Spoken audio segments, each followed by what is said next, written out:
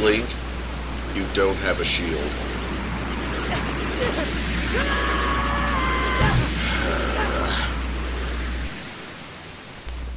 Alright, that was cool. Let's go fix that shield problem, like, right now. Because today is Shadow Temple Day. And I'd rather not do everything else I have to do in this game without having a shield. Ow, that's the counter. 80 rupees is steep, but it's okay. Huh? I mean, yeah, I guess so, but that was like 7 years ago. Is that guy even still around?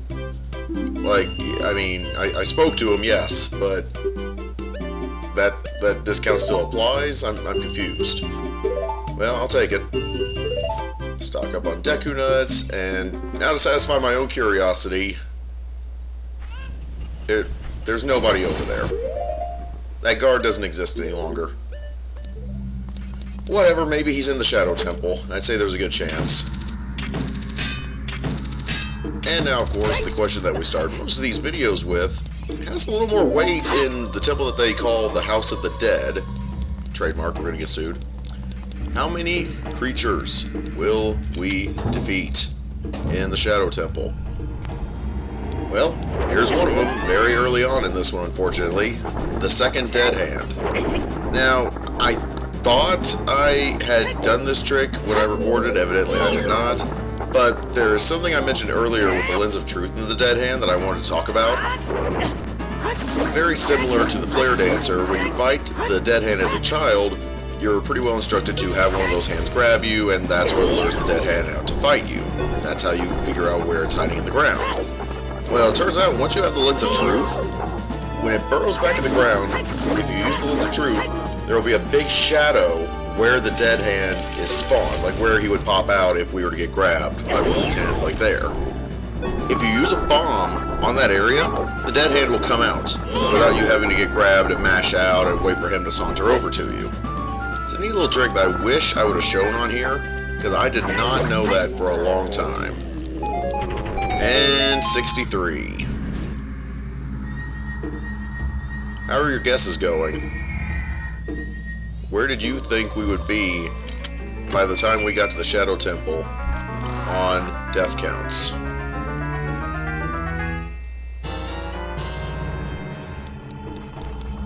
As is tradition, this Beamos can't really do anything to me. We just continue to do laps around him and he can never see me.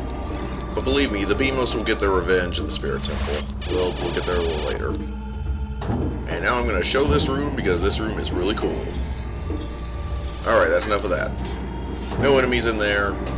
We don't fall down the trap hole or anything. So anyway, moving on to this big hallway with a bunch of Skulltula. First time I did this, they're hitting the ceiling, and using a Deku Nut will not stun them if they're all the way up there. So I kept trying to time the Deku Nut throw with them coming out of the ceiling and landing. Stuff like that would happen a lot. Also, thank God I did not get soft lock there. That happened once. It was hilarious, but it sucked. Here's an example of how big those hitboxes are. I think Blue could just roll through them. What I realized this time is having to go back up. That's way, way easier. That still doesn't make sense to me, but ow, I guess. Somehow that didn't hurt me. Hitting the blunt side of it hurt me, but like getting chopped in half was okay. Navi's going to warn us that there's a Wall Master here. We know how effective those have been. But it also means we have to do this while maintaining our movement. It's not too difficult. Just kind of go in one cycle, and you shouldn't really get hit by these blades. There is a red bubble here, otherwise I would skip straight to the Stalfos. There he is. And now this guy.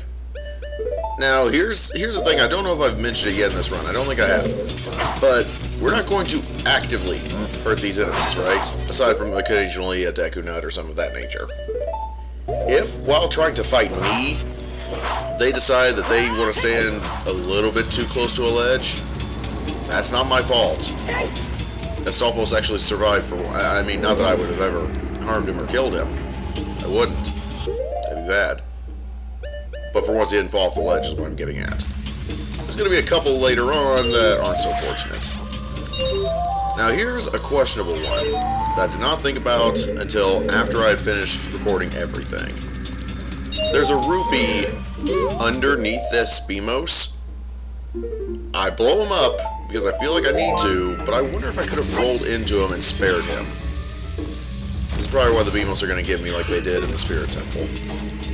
Again, this isn't meant to be a definitive run of the least amount of kills you can do and everything. As far as it goes, that's achieved pretty, well, not easily for the people that can do it, with glitches and things of that nature. You literally just kill Ganondorf, unless you skip straight to credits, then you kill nothing. But I do wonder if maybe we could have saved a kill there. I'll have to investigate later on. This room with the Re-Dead, I did not realize that you could just walk over these spikes with hover boots. This was realized by me by watching a friend play, who didn't know what they were doing entirely and just kind of began walking, not thinking about, oh, there's probably traps in this very open room in the Shadow Temple of all temples. But it was a learning experience. Learn something new every day. Even in games that are, what, like 30 years old? Somehow. Collect the rupees, nothing more to this. We don't have to hurt the Re-Dead. But I am going to pull a little sneaky move here. Because in this room, the door's going to lock behind me. Inside that vase is a key. Get our bombs out. And of course, I need that key to proceed. To open up the locked door on top of that little platform in the room we were just in. Gobi. Ow. My war with the keys continues. Speaking of those keys, I can't open the door without killing them. So we're going to collect our key and get ready to, unfortunately, commit some atrocities.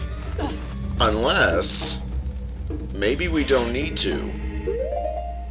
I don't have to kill anything if I save the game, reset, and make my way back to the entrance of the Shadow Temple.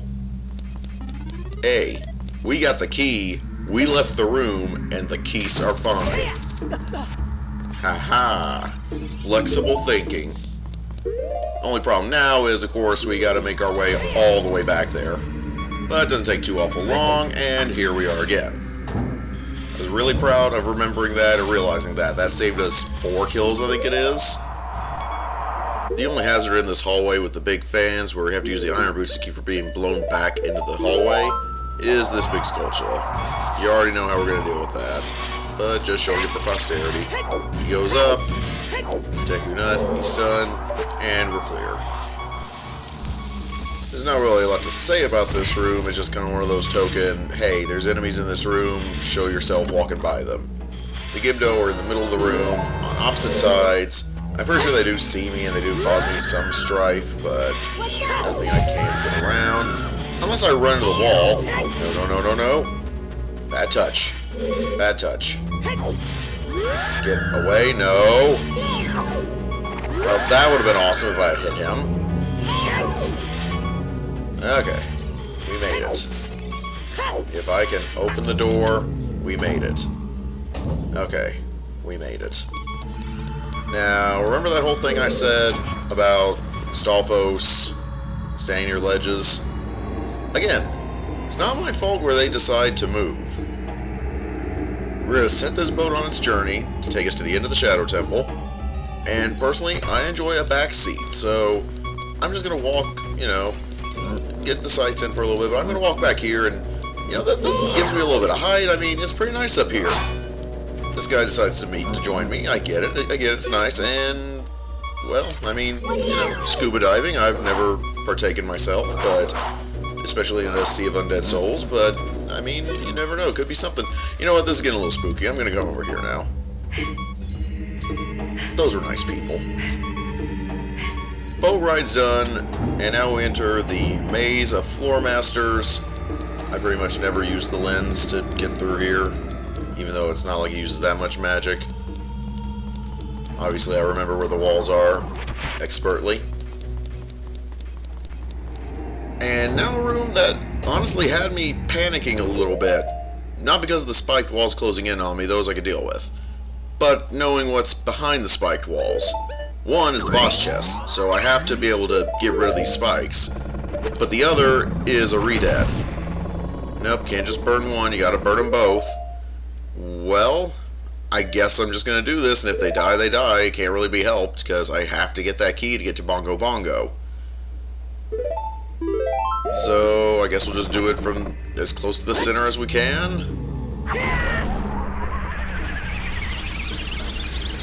And, oh, he's fine. I could have sworn Din's fire hurt him the last time I did that on a regular run. But it didn't this time. Whether I did something different, whether I'm misremembering, I'll take either one. Excuse me, sir. Just hang out there while this scene plays and makes things look awkward. Oh god. Boss key attained. Let's get the hell out of here. Eventually. There we go. And he's fine too. So, yeah. Not even any damage done at the redeads. Anybody else, like, am I misremembering that, or do they normally get hit by Din's fire? Because I could have sworn they did. Let me know, I guess. Let's move on, though.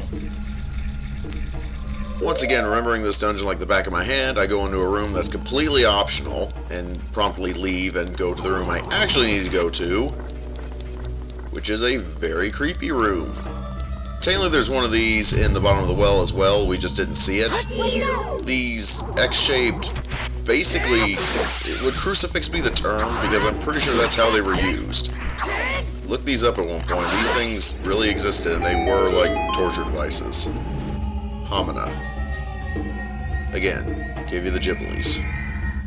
Floormaster is of no threat as normal. We do have to kill him to get the key, but other than that, more the usual. But with this key, now we can progress into Bongo Bongo. For what it's worth, we're going to show going back through this maze of floor masters, you know, in case they suddenly realize how to become intimidating enemies. They did not. But just for the sake of clarity, now it's boss fight time.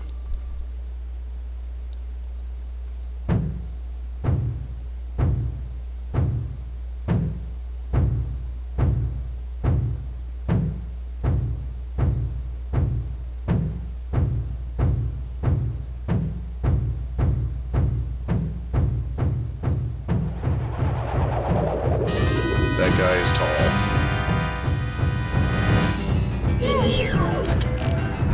So, you know, fan lore and theories and everything aside, well, that happens to the best of us, I suppose.